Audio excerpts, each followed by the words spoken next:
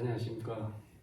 여러분도 지금 갑자기 간증하라고 저도 갑자기 그 간증 부탁을 받고 일주일을 거의 밤샜습니다. 잠을 못 잤습니다. 근데 앞에 나오니까 좀 자꾸 떨리나 보네요. 그래서 간증문을 써왔는데 그냥 읽겠습니다. 근데 양도 많았는데 목사님이 어제 가감없이 또 잘라가지고 많이 잘 전달될지 모르겠는데 그대로 한번 읽겠습니다. 간증문. 저는 조부모님 때부터 독실한 기독교 집안이라고 말씀하시던 가정에서 태어났습니다. 그 영향으로 어렸을 때부터 교회당에 출석하였고 학생 신분에 벗어난 행동을 거의 해본 적 없는 범생이었습니다. 참고로 저희 아내 최웅 자매는 전주 최씨 장손 집안이며 교회는 다닌 적이 없는 1년에 제사를 한 20번 이상 지내는 그런 집의 막내딸이었습니다. 네, 그런데 학교를 졸업하고 제가 직장에 취직하면서 그 모범생 컴플렉스에서 있었는데 거기서 아마 해방감을 느끼고 그랬던 것 같습니다. 그렇게 세상 재미에 저는 빠져들었습니다.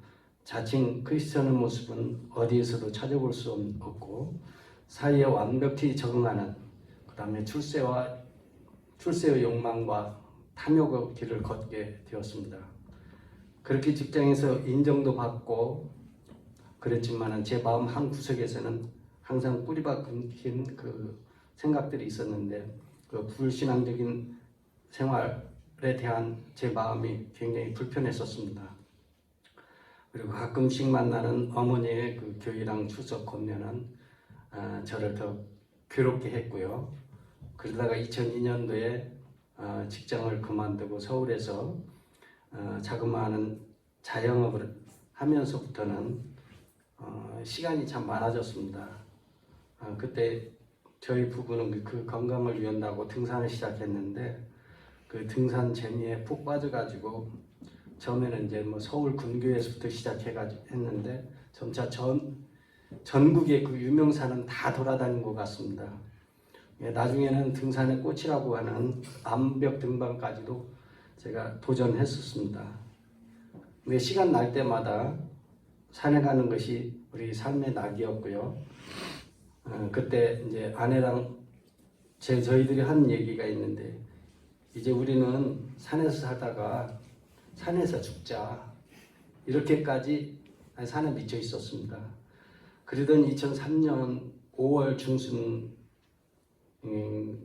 그 어버이날이 있는 날이죠. 가족 모임 때 그 저희 동생 중에 목회 활동을 하는 동생이 하나 있었는데 그 동생이 저한테 형님 빨리 돌아오세요. 그렇지 않으면 형님한테 큰일이 있을 수 있어요. 라고 이렇게 권면을 하더라고요.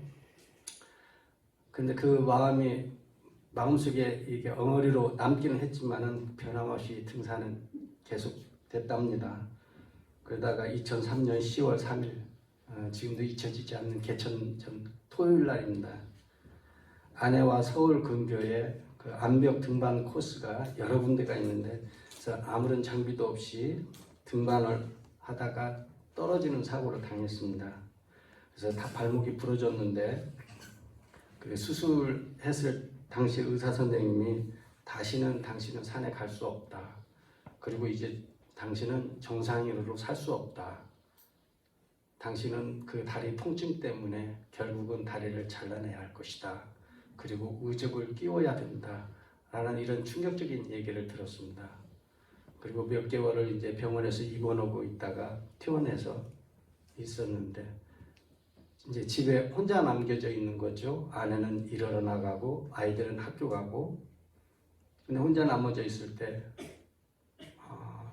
죽고 싶다는 생각이 자꾸 들었습니다. 소망을 잃은 거죠.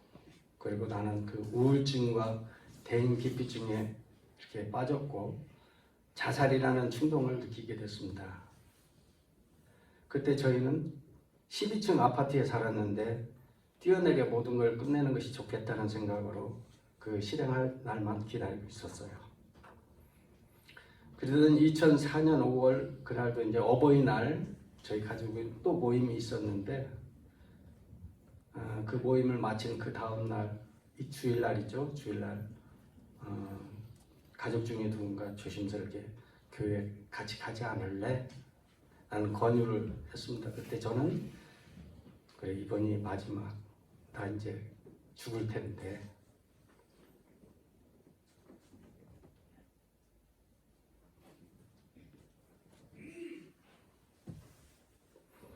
어머니에게 마지막 효도하는 셈 치고 교회 가자, 그런 생각으로 따라 나섰습니다. 솔직히 예배에 대한 뭐 기대감이나 뭐 그런 건 없었고요. 빨리 끝나고 돌아오기만을 기다리며 앉아 있었죠. 근데 그날 목사님 설교 말씀이 우리가 어떻게 가족들과 관계하며 살아야 하는지를 말씀하셨던 것 같은데, 그 말씀이 어찌나 감동으로 이렇게 다가오던지 다음 주에 있을 그 말씀을 이렇게 기다리게 되는 그런 감동으로 오더라고요. 그렇게 말씀에 감동되었는데 죽겠다는 생각을 잠깐 미루고 다음 주에 그 얘기를 마저 들어보자 하는 생각을 가지고 있었습니다. 그렇게 해서 교회를 출석하면서 갈 때마다 예배는 앉아서 졸기만 했는데 그 말씀에 푹 빠졌어요. 세 번째 나간 날 목사님 설교 중에 나를 만드신 분의 뜻을 거슬러서 내 멋대로 산 것이 죄라는 그런 말씀이 계셨는데, 그래서 내가 죄인이고 그런 나를 위해 아무 죄도 없으신 그분이 나를 대신해서 십자가에 돌아가셨다는 그 말씀에 제가 지금까지 교회당은 오래 다녔지만 예수님을 만나지 못한 이유가 그 죄의 문제에 있었거든요. 근데 그 말씀에 내가 죄인이 맞구나 라는 그런 확신이 들었습니다. 그리고 내 안에 있던 그 실타래처럼 실타래가 풀어지는 그런 느낌이 몰려왔고요. 그러고 나니까는 눈물이 터져버렸어요. 그래서 터져버린 눈물은 주체 없을 정도로 하여튼, 그리고 옆에 있던 이제 동생이 손수건 대신에 그 휴지를 줬는데 온 얼굴에 그 덕지덕지 막 묻어 있었고 가관이 아니었죠. 그런데도 창피한 줄을 모르겠더라고요.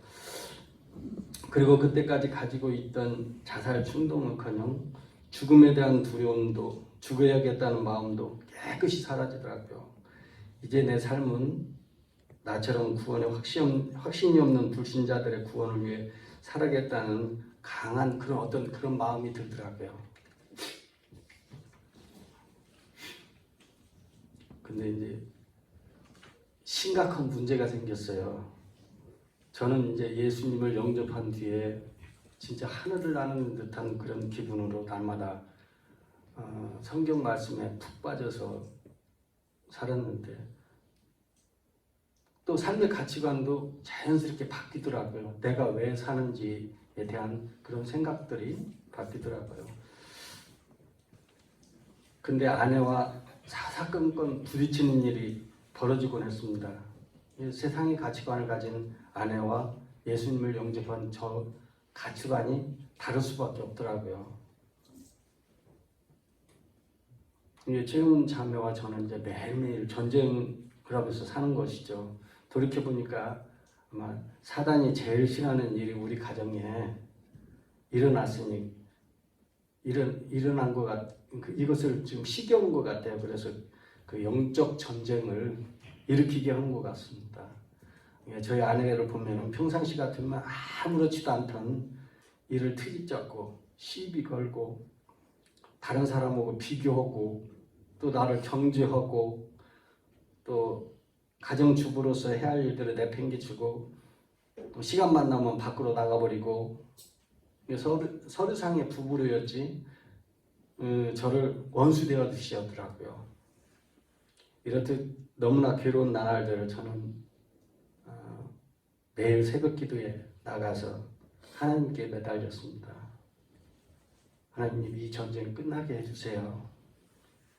우리 최은 자매도 주님 자비를 베푸셔서 저처럼 주님 만나는 은혜를 허락해 달라고 1년 내내 아마 그렇게 울면서 기도했던 것 같습니다. 너무 힘들었거든요. 평소 안 하던 행동을 보라는 듯이 하고 말에는 도끼가 가득하고 트집을 잡고 무시하고 얼굴은 원수를 대하듯 차디찬 서리빨이 섰습니다. 지금 이 말이 여러분들은 안 믿어지죠? 저희 최은 자매 생각하면 제가 꾸미는 것 같죠? 아니에요. 여러분이 아는 최은 자매 절대 그런 사람 아니라고 좀 그렇게 보시는 것 같은데 어느 날부터 저의 기도가 이제 바뀌기 시작했습니다. 주님 너무 힘듭니다. 서로 영이 다른 자와 같은 멍에를 맬 수 없다는 그 주님의 말씀이 뼈저리게 사무칩니다. 그러니 이렇게는 정말 같이 살 수가 없습니다. 차라리 이혼하게 해주세요. 주님께서 이혼을 싫어하신다는 거 잘 알지만 주님 할 수 있으면 이혼을 허락해 주세요. 최은 자매를 도저히 용납할 수가 없고 용서가 되지 않습니다. 하면서 이렇게 울고 매달렸습니다. 그러던 2005년 5월 22일 제가 예수님 영접한 지 딱 1년 후입니다. 저희가 목장 모임에서 성경 공부를 마치고 이렇게 나오는데 한 자매로부터 전화가 와요. 전화 딱 받으니 그 뭐라고 최은 자매가 예수님 영접했대요. 근데 그 말을 듣고 이게 내 아내의 일이라는 생각이 안 들고 나무 얘기를 하는 것 같더라고요. 이게 건성건성 아 그래요? 아 좋겠네요 하면서 전화를 끊었거든요. 근데 그 전화 받는 제 태도가 굉장히 이상했던 모양인데 그 목자님이 전화를 다시 했어요. 형제님, 네, 최은 자매가 네 오늘 성경 공부 시간에 예수님을 영접했어요. 이렇게 또박또박 얘기를 하시는 거예요. 지금까지는 아까 앞에서는 제가 그 남자 얘기다 이렇게 생각을 했는데 정신이 바짝 들더라고요.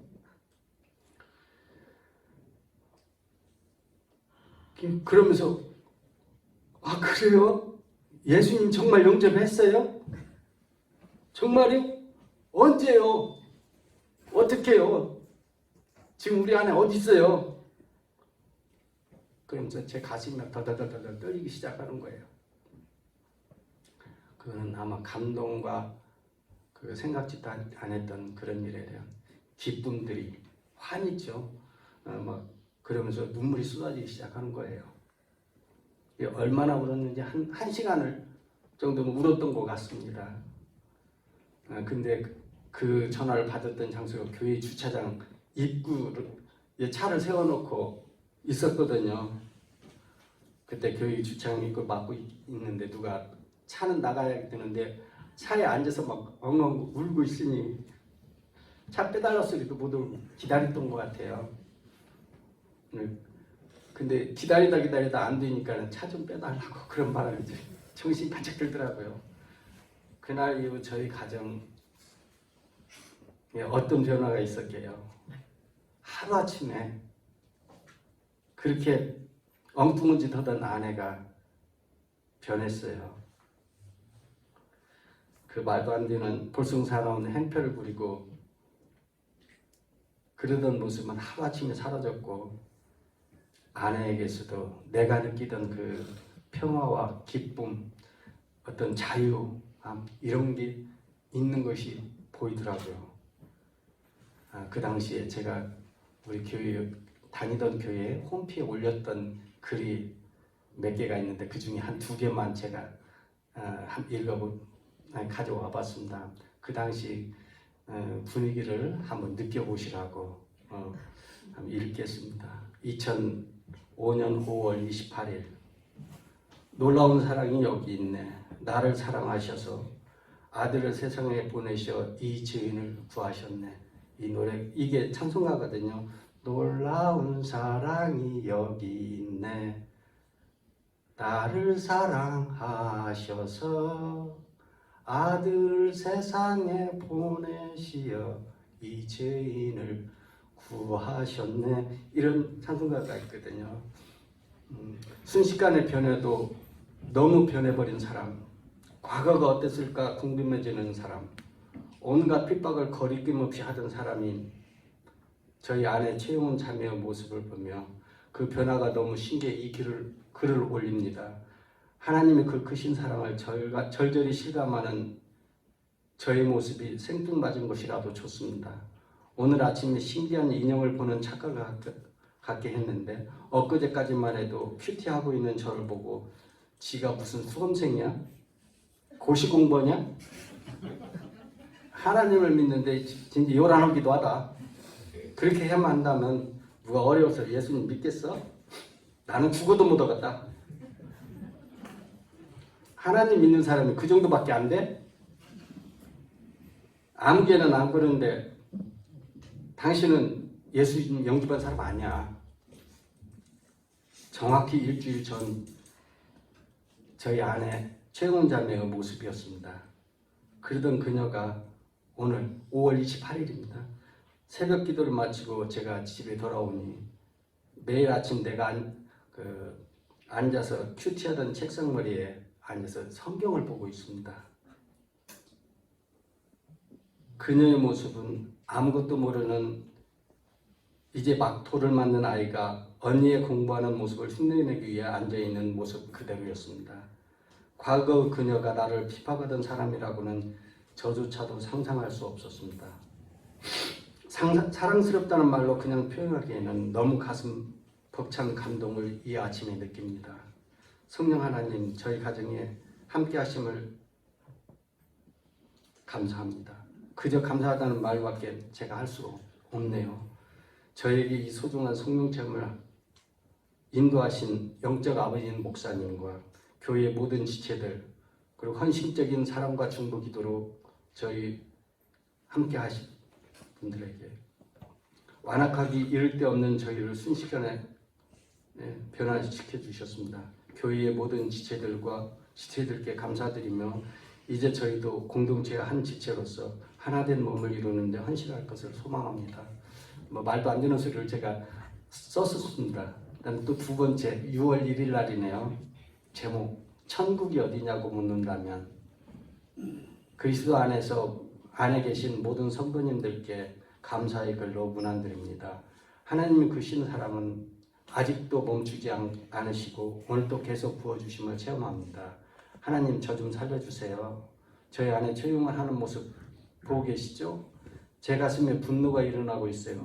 참을 수가 없어요. 이렇듯 참아내지 못할 것 같은 격한 감정 속에서 할 말을 다 하지 못하며 하나님에 계시는 하늘에 계시는 하나님을 원망도 하며 보낸 시간들이 엊그제였는데 새 사람이 된 아내의 모습을 보느라니 이제는 천사가 아닌가 싶습니다. 어쩌면 저렇게 변하게 하실 수 있을까요? 하나님의 능력은 어디일까? 25년이라는 시간을 자매와 같이 살면서 우리에게는 사랑해, 미안해, 고마워라는 단어를 사용해 본 적이 한 번도 없었는데 이제는 너무 자연스럽게 말하는 우리들의 모습을 하나님께서 보시면 이렇게 말씀하실 것 같습니다. 그래, 그렇게 하는 거야.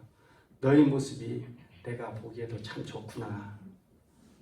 어제는 모처럼 아내가 운전을 한다며 혼잣말로 나도 운전면허증에 붙여야겠다.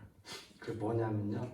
제가 운전면허증에 장기기증 스티커, 그 다음에 시신기증 스티커, 각막기증 스티커 이런 걸 붙이고 다니거든요. 그걸 보고 지금 하는 소리입니다. 자기도 그걸 붙여야겠다. 운전하면서 사고 나면 그러겠다는 얘기죠. 이제 세상에 태어나 더듬거리며 말을 배우는 어린아이가 갑작스럽게 던지는 말이 너무도 황당하고 대견스러워 어쩔 줄 모르게 하는 당혹감으로 다가옵니다. 이렇듯 너무도 좋은 하루하루를 살게 하시는 하나님, 너무너무 사랑해요. 감사해요. 하나님을 경험하며 살게 하는 지금이 얼마나 좋은지. 이제는 슬픔의 눈물이 아닌 감동의 눈물을 주시는 하나님, 당신과 함께하는 여기가 천국입니다. 그 당시 분위기를 느끼기는 좀 약간 어렵겠지만 영이 다른 부부 삶이 얼마나 힘든가를 저희는 절실히 체감하고 살았고, 또 아내가 예수님을 영접하고 난 후 서로 같은 곳을 바라보자 그 이후에 거의 다툼이 없어졌고, 설령 어쩌다가 의견 다툼이 있더라도 금세 화해하며 살고 있답니다. 남편에 대한 아내의 절대적 신뢰와 아내의 존재만으로도 감사하다는 생각이 드는 남편의 마음이 있다면 그 행복하지 않을까요? 언젠가 아내가 척추 협착증으로 고생하다가 수술을 받은 후 약 한 달을 입원했었습니다. 제가 간병을 했고요. 근데 그러던 어느 날 병실에서 진짜 예쁜 아가씨가 하나 있었어요. 탤런트처럼 예쁜 아가씨가 있었는데, 어느 날 우연히 휴게실에 있는데 아가씨가 저에게 말을 걸어오는 거예요.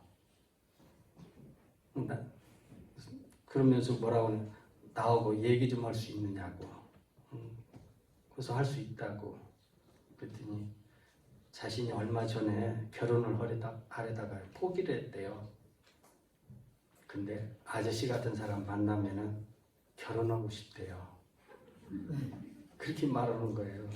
좀 당황스럽죠? 자기가 사귀던 남자하고 결혼까지 약속을 하고 준비를 했는데 결혼을 포기했다는 그런 얘기를 아가씨가 꺼내기 참 힘든 얘기잖아요. 한 번도 얘기를 나눠본 적이 없는 아저씨한테, 그것도. 그래서 제가 좀 궁금한 생각이 들어요. 왜 나한테 저런 얘기를 할까 하는 그런 생각이 들더라고요. 그래서 제가 생판 모르는 나한테 뭘 믿고 그런 말을 하느냐. 그랬더니 아가씨 하는 소리가, 이번 첫날부터 쭉 아저씨와 아줌마를 지켜봤는데 너무 보기 아름답더라. 그리고 부럽더라. 사는 모습을 보니까. 그래서 꼭 물어보고 싶었대요. 어떻게 하면 아저씨 같은 남자를 만날 수 있을까요? 라는. 그리고 나 같은 남자 만나면 정말 행복할 것 같대요.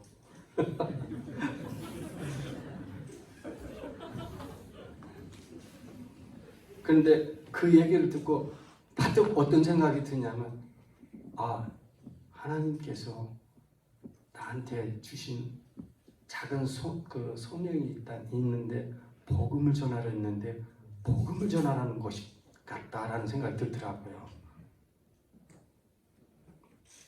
근데 복음을 전해야 되겠는데 아가씨하고 마주 서 있는데 같이 얘기를 하는데 진짜 내가 내 눈으로 쳐다본 여자들 중에 그렇게 이쁜 여자를 처음 본 것 같아요. 그 아가씨 앞에 서 있으니 가슴이 덜덜덜덜덜 떨리고 뭔 말을 해야 할지를 모르겠더라고요. 복음을 전하겠다는 생각은 들었는데 어떻게 해야 될지 모르겠어요. 잠깐 제가 말을 멈추고 기도를 했어요. 순간적으로, 하나님, 당신의 뜻이 복음을 전하는 거라면은 제가 하지 않고 하나님이 제 입을 도구 삼아서 말씀을 해주세요. 그리고 제 마음을 진정 좀 시켜주세요. 라고 이렇게 기도를 하고 나니까 조금 편안해지더라고요. 그래서 제가 성경을 가지고 복음을 전하기는 그렇잖아요. 그래서 내가 살아왔던 과정과 내가 예수님을 믿게 된 과정, 그 다음에 아내도 예수님 믿게 되고 그러면서 우리는 이렇게 살게 됐노라는 얘기를 하게 됐어요. 그리고 제가 그 아가씨한테 그렇게 부탁했어요. 아가씨도 좋은 사람 만나려면 예수님 믿으세요. 그 예수님 믿고 나면은 당신 그 예수님을 믿는 남자가 나타날 겁니다. 그랬어요. 근데 정말 시간이 얼마 지나지 않아서 예수님을 그 여자 아가씨가 믿게 됐어요. 그래서 그게 제 일이겠어요? 하나님께서 이미 그 말씀을 저에게 확증시켜주는 그런 일을 하신 거죠. 예수님 믿게 됐고 한 1년 후에 교회에서 사귀던 남자와 결혼했어요.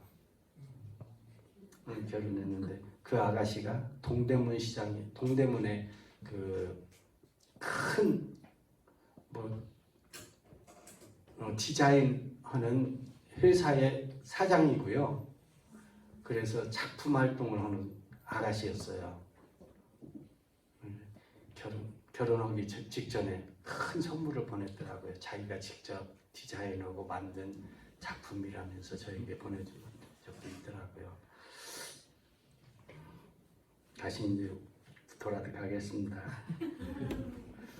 예전에 저희 아내와 저는 서로 바라보는 목표가 달랐고 서로 다른 길을 걸었으니 화목할 수는 없었죠. 그런데 이제는 서로 바라본 것이 같으니 함께하는데 이견이 있을 수 없었고요. 서로 다툼이 없었어요. 왜냐하면 예전에는 서로 틀렸다. 네가 틀렸니 내가 틀렸니 했는데 아내와 내가 다름을 서로 인정하게 되니까 그럴 수도 있겠다라고 서로 용납하고 이해하게 되더라고요. 이제 저에게 있어 가장 소중한 말씀은 하나님께서 죄인이었던 나를 대신해 십자가에 피 흘려 돌아가시기까지 하신 그 믿음과 사랑에 감사하면서 갈라디아서 2장 20절 말씀을 가름할까 합니다. 새 번역 성경으로 제가 읽겠습니다. 나는 그리스도와 함께 십자가에 못 박혔습니다. 이제 내가 살고 있는 것은 내가 아닙니다. 그리스도께서 내 안에 살고 계십니다. 내가 지금 육신 안에 살고 있는 삶은 나를 사랑하셔서 나를 위하여 자기 몸을 내어주신 하나님의 아들을 믿는 믿음 안에서 살아가는 것입니다. 좀 창피하네요. 성숙하지 못한 어린 모습을 보인 것 같아서요. 하지만 우리 이런 과정을 겪으면서 조금씩 신앙을 성숙함을 느끼며 지금 이렇게 살고 있답니다. 아직도 저희는 세상적인 욕망에서 벗어나지 못하고 있지만 그리고 자꾸 타협하려고 하는 그런 질성이 나타나지만 그래서 그분의 의지와 충돌할 때도 있지만 때마다 주님께서 언제나 선하게 저희들을 인도하셨고 또 그렇게 인도하실 것을 소망하면서 기도하러 삽니다. 여러분들도 가끔 생각나면 저희들을 위해서 기도 좀 해주세요. 참으로 감사한 일이 뭐냐면요. 제 아내하고 있었던 일을 여기 나와서 간증해야 되잖아요. 아내가 여기 있었으면 이런 말 못했거든요. 아내가 없어요. 지금 서울 갔어요. 이것도 하나님의 은혜인 것 같습니다. 그 하나님을 떠나서 우리는 살 수 없습니다. 또 하나님을 경험하면서 살아가는 것이요. 그런 날들이 얼마나 좋은지요. 날마다 그분과 더욱 친밀하고 또 그분 더 알기를 원하면서 살아가는 그것이 바로 우리가 여기서 사는 천국이 아닐까 그렇습니다. 감사합니다.